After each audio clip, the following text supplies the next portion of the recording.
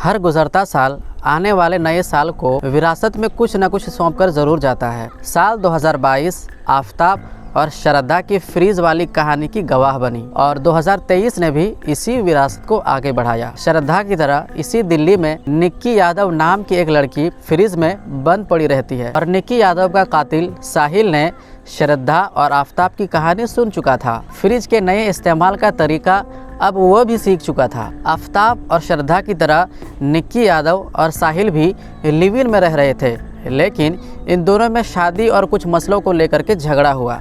श्रद्धा की तरह निक्की यादव भी मारी गई और वैसे ही साहिल के ढाबे के फ्रिज में बंद हो गई। और इधर श्रद्धा थोड़ी बदकिस्मत वाली थी जो कि टुकड़ों में बट गई, लेकिन निक्की यादव की किस्मत अच्छी थी, जिस वजह से टुकड़ों में बटने से पहले ही पुलिस ने फ्रिज को तलाश कर लिया और फ्रिज का दरवाज़ा खोल दिया जाता है। निक्की इस मामले में भी खुशनसीब निकली कि कम से कम चिता पर उसकी पूरी लाश तो थी, लेकिन श्रद्धा अभी भी अंतिम संस्कार का इंतज़ार कर रही है, क्योंकि श्रद्धा के नाम पर उसके हिस्से की बची खुची हड्डियां केस के नाम पर ना जाने दिल्ली पुलिस के किस मालखाने में बंद पड़ी है।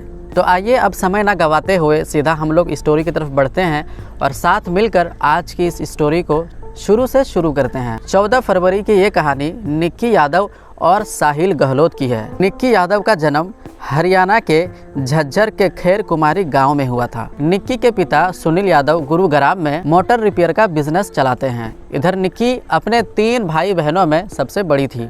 निक्की की शुरुआती पढ़ाई लिखाई हरियाणा के झज्जर में ही होता है, लेकिन आगे की पढ़ाई के लिए निक्की दिल्ली चली जाती है। दिल्ली में रहते हुए 2018 के आसपास Nikki medical entrance test NEET की तैयारी करने लगती है। तैयारियों के लिए निक्की ने उत्तम नगर के एक नामी कोचिंग में अपना एडमिशन करवाया और निक्की रोज कोचिंग बस से ही जाया करती थी। रोज बस में आते जाते उसकी मुलाकात उसी बस में साहिल गहलोत नाम के एक लड़के से होती है। साहिल गहलोत दिल्ली के नजफड़ इलाके का रहने वाला था और साहिल स्टाफ सिलेक्शन कमीशन यानी SSC एग्जामिनेशन की तैयारी कर रहा था और वो भी उत्तम नगर के ही उसी कोचिंग में पढ़ने के लिए जाया करता था जिसमें निक्की यादव जाया करती थी। दोनों रोज रोज एक ही बस से एक ही समय में जाया करते थे, इसलिए पहले बस में निक्की और साहिल के नज़रें मिलती है और फिर धीरे धीरे दिल मिलना शुरू हो जाता है और बातचीत होते होते दोनों में दोस्ती होती है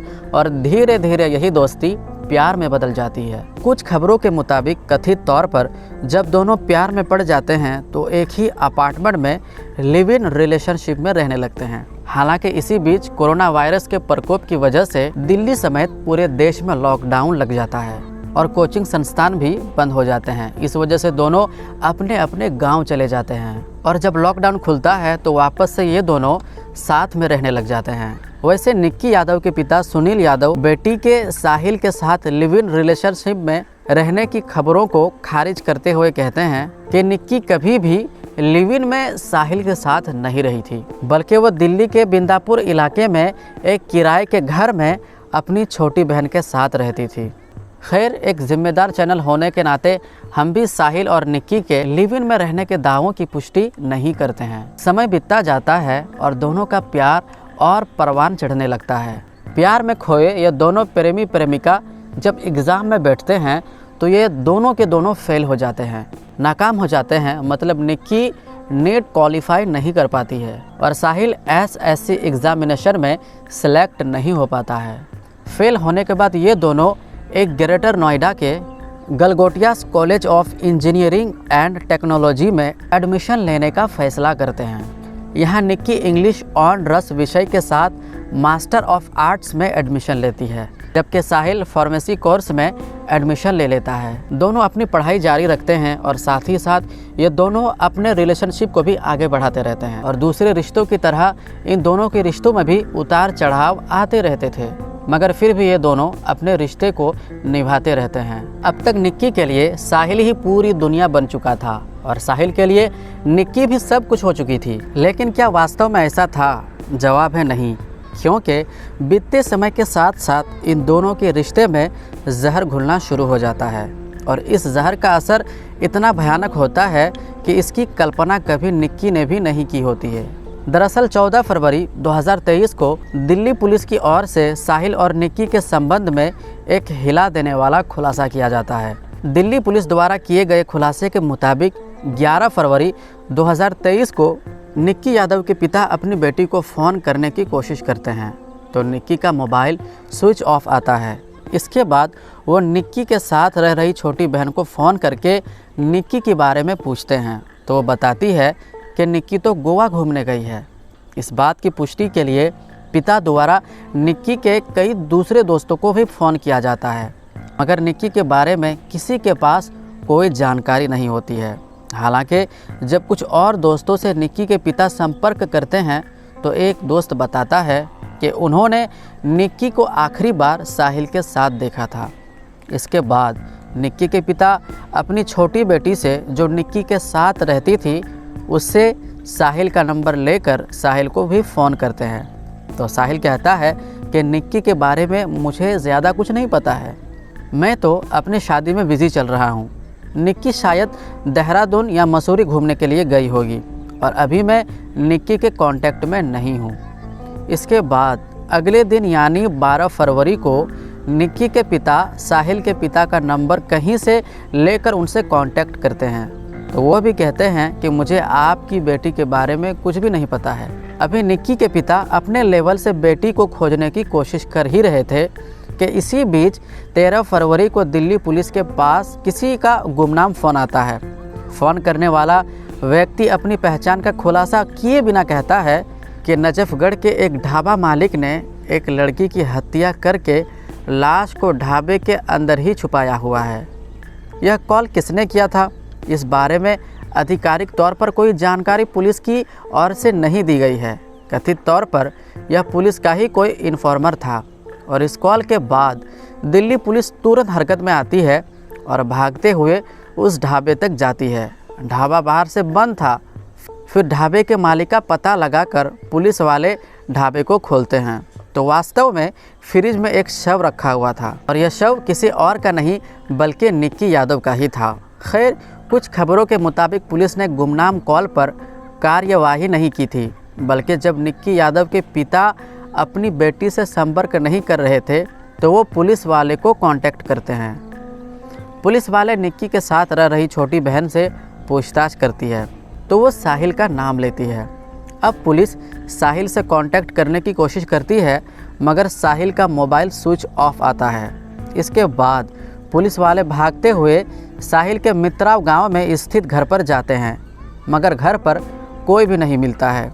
इसके बाद पुलिस वाले ताबड़तोड़ कई जगह छापामारी करते हैं और आखिर में पास के ही एक गांव से साहिल को गिरफ्तार कर लिया जाता है। शव के मिलने के बाद मीडिया में यह दावा किया जाता है कि एक लिव इन रिलेशनशिप में रह रहे बॉयफ्रेंड ने अपनी गर्लफ्रेंड की हत्या करके शव को फ्रिज में छुपा दिया है। लेकिन जब पुलिस मामले की तहकीकात करती है तो कुछ बेहद ही हैरान कर देने वाला खुलासा होता है। साहिल की गिरफ्तारी के बाद पूछताछ में हुए खुलासे के मुताबिक मीडिया अब तक जिसे साहिल की लिव इन पार्टनर बता रही थी वो आगे की जांच में साहिल की वाइफ ही निकलती है। दरअसल 2022 में जब दोनों का प्यार परवान पर था तभी दोनों 1 अक्टूबर 2022 को ग्रेटर नोएडा के आर्य समाज मंदिर में पूरे रीति रिवाज के साथ शादी कर लेते हैं। इस बात का खुलासा तब होता है जब पुलिस निक्की के कमरे की तलाशी लेती है तो वहां उन्हें कमरे से दोनों के शादी की तस्वीरें और सर्टिफिकेट भी मिलते हैं और मंदिर के रिकॉर्ड बुक से दोनों की शादी की पुष्टि भी हो जाती है। यह दोनों ने शादी अपनी मर्जी से की है मगर दोनों ही अपने परिवार वालों से इस शादी के बारे में छुपाते हैं। इधर जब समय बीतने लगता है तो साहिल पर उसके परिवार वाले शादी का दबाव बनाने लगते हैं मगर साहिल लगातार शादी से इनकार करता रहता है। हालांकि जब परिवार वाले बहुत ज़्यादा दबाव बनाने लगते हैं तो साहिल परिवार वालों के सामने खुलासा करता है कि वो तो ऑलरेडी निक्की यादव के नाम के लड़की से 2020 में शादी कर चुका है। खुलासे के मुताबिक इसके बाद साहिल के परिवार वाले कहते हैं कि जितनी जल्दी हो निक्की से पीछा छुड़ाओ और तुम हमारी पसंद की लड़की से शादी कर लो। इसके बाद साहिल अपने परिवार वालों के साथ मिलकर निक्की को रास्ते से हटाने के प्लान पर काम करने लगता है। और इसी प्लान के तहत 9 फरवरी 2023 को साहिल के बड़े ही धूमधाम से परिवार वालों की पसंद की लड़की के साथ इंगेजमेंट हो जाती है। और फिर रात के 1:30 में साहिल अपनी पहली पत्नी निक्की यादव के अपार्टमेंट पर जाता है। सीसीटीवी फुटेज से हुए खुलासे के मुताबिक यहाँ साहिल 2-3 घंटे तक रुकता है और फिर यहीं पर साजिश के तहत निक्की के साथ गोवा जाने का प्लान बनाता है। प्लान फाइनल हो जाने के बाद निक्की और साहिल सुबह 7 बजे 2 बैग में अपना सामान पैक करते हैं और निज़ामुद्दीन स्टेशन पर गोवा की ट्रेन पकड़ने के लिए चले जाते हैं। यहाँ ये दोनों काफ़ी देर तक रुकते हैं, मगर साहिल का टिकट कंफर्म ना हो पाने की वजह से यह ट्रेन पकड़ नहीं पाते हैं। इसके बाद यह दोनों अब हिमाचल का प्लान बनाते हैं। यह दोनों अपनी Hyundai वराना car Anand Vihar railway station की तरफ मोड़ लेते हैं, मगर यहाँ भी किसी वजह से दोनों का प्लान बदल जाता है और अब ये दोनों ट्रेन के बजाय बस से हिमाचल जाने का प्लान बनाते हैं। इसके बाद साहिल अपनी गाड़ी कश्मीरी गेट के पास निगाबुल घाट के नज़दीक लाकर एक पेड़ के नीचे रोक देता है। यहाँ पर प्लान में हुए बदलाव की वजह से फिर गाड़ी में बैठे हुए साहिल और निक्की में ज़बरदस्त बहस हो जाती है। आधे घंटे तक तो इन दोनों में झगड़ा चलता रहता है और इसी झगड़े के बीच साहिल कार में मौजूद चार्जर केबल से अचानक निक्की का गला दबा देता है और तब तक दबाए रखता है जब तक निक्की की मौत नहीं हो जाती है। अब निक्की की मौत हो जाने के बाद साहिल निक्की के शव को आराम से आगे की सीट पर बैठाकर उसे सीट बेल्ट पहना देता है ताकि देखने में लगे कि सीट पर बैठा व्यक्ति सो रहा है। इसके बाद वह शव को लेकर थोड़ी देर तक इधर उधर घूमता रहता है। उसे समझ में नहीं आ रहा था कि क्या किया जाए। इधर साहिल अपनी गर्लफ्रेंड के शव को लेकर घूम रहा था और उधर साहिल के परिवार वाले लगातार उसका इंतज़ार कर रहे थे, क्योंकि 10 फरवरी को ही साहिल की शादी होने वाली थी और घर में शादी से जुड़े रस्म भी पूरे करने थे, मगर साहिल का कहीं से भी कोई अता पता नहीं चल रहा था। इस कारण परिवार वाले लगातार साहिल को फ़ोन भी कर रहे थे, लेकिन साहिल का फ़ोन स्विच ऑफ आ रहा था।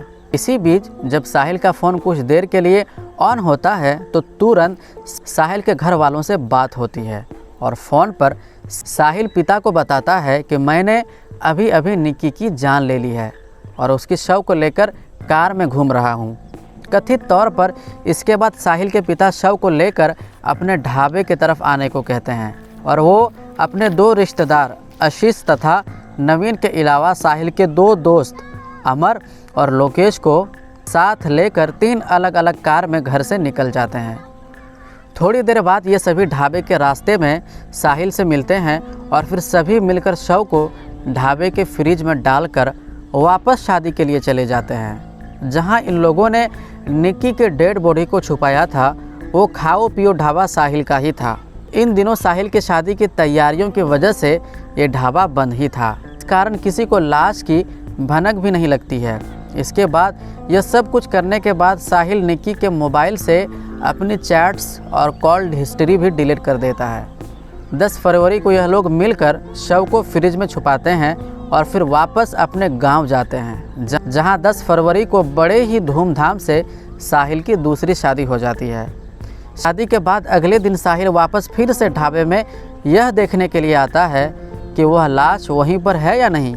इसके बाद फिर वो वापस जाकर अपनी नई शादीशुदा ज़िंदगी को खुशी खुशी जीने लगता है। उन सभी का प्लान था कि कुछ दिनों बाद शव को चुपके से पास के ही एक बड़े नाले में फेंक देंगे। हालांकि इसी बीच निक्की यादव की तलाश शुरू हो जाती है, जिसकी आंच साहिल तक भी पहुंचती है और फाइनली साहिल को गिरफ्तार कर लिया जाता है। साहिल की गिरफ्तारी और शव मिलने से जुड़ी दूसरी थ्योरी ये है कि उस अनजान कॉल के बाद पुलिस साहिल तक पहुंचती है और निक्की यादव के बारे में पूछती है। जब निक्की के बारे में साहिल से कोई स्पष्ट जवाब नहीं देता है तो पुलिस सख्ती के साथ पूछताछ करती है और इसके बाद साहिल उन्हें सब कुछ सच बताते हुए ढाबा लेकर जाता है और फिर ढाबे से निक्की का शव बरामद किया जाता है।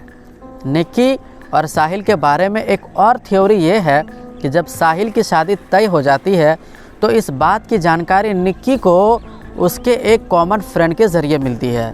इसके बाद जब 9 फरवरी को साहिल निक्की से मिलने जाता है तो इस बात को लेकर दोनों में झगड़ा हो जाता है और निक्की कहती है कि अभी तुम इस शादी को कैंसिल करो और आज ही मेरे साथ दिल्ली से बाहर कहीं चलो। पहले तो साहिल मना करता है, मगर निक्की के ज़ोर देने पर वो गोवा का प्लान बनाते हैं और फिर आगे वही सब कुछ होता है जो हमने आपको जस्ट अभी थोड़ी देर पहले बताया। साहिल से पूछताछ में यह भी खुलासा होता है कि कार के अंदर झगड़े की वजह गोवा और हिमाचल जाने के प्लान में बदलाव के साथ साथ निक्की की धमकी भी थी। दरअसल निक्की ने साहिल को धमकी देने लगती है कि अगर तुम अभी मेरे साथ दिल्ली से बाहर नहीं गए तो मैं तुम्हारे शादी के फंक्शन में पहुंचकर मेरी तुम्हारी शादी की 2020 वाली फ़ोटो और सर्टिफिकेट सबको दिखाऊंगी और तुम्हारी शादी नहीं होने दूंगी। इस बात पर झगड़ा काफ़ी बढ़ जाता है और इस झगड़े का अंत निक्की के सांस थमने से ही होती है। पहले तो साहिल कहता है कि मर्डर को अकेले अंजाम दिया था, मगर आगे की जांच में खुलासा होता है कि साहिल के इस पूरे प्लान में साहिल के पिता, साहिल के 2 दोस्त के अलावा साहिल के परिवार के कुल 5 सदस्य शामिल थे।